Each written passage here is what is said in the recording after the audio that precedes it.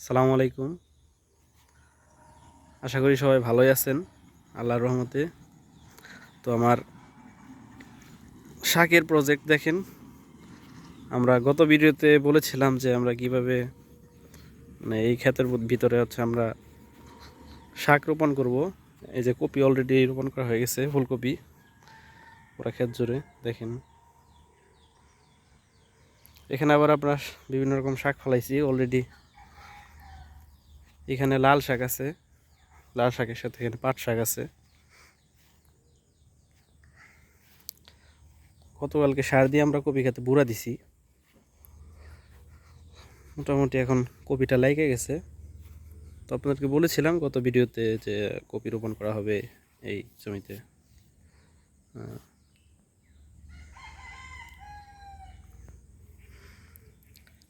তো এই ক্ষেতটা লাভ হওয়ার পরে আমরা মোটামুটি ওই ক্ষেত্রে রোপণ করছি। সিয়াম আছে, সিয়াম আর আমি দেখাশোনা করতে আসছি।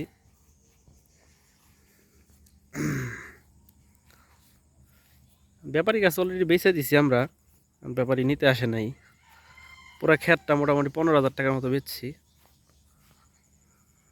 আপনারা কমেন্টে জানাবেন যে আসলে এটা কি লাভ হয়েছে নাকি ক্ষতি হয়েছে।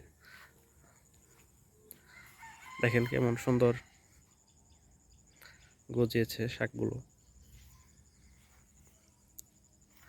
তো সিয়াম বলো দেখি এখন আমাদের একটা ব্যাপারী গাছে কেমনে কি করলাম, কেমনে বেচলাম, এখন সে সম্পর্কে একটু বলো।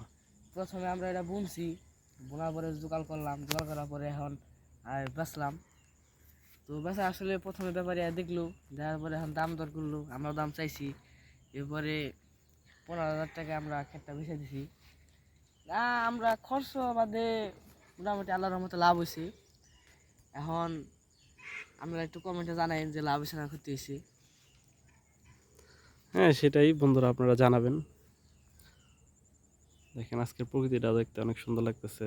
আমাদের বাসার পাশেই আমাদের এই প্রজেক্টটা। ওই পাশের একটা প্রজেক্ট আছে, ওটা আমরা দেখাবো। ওটার জন্য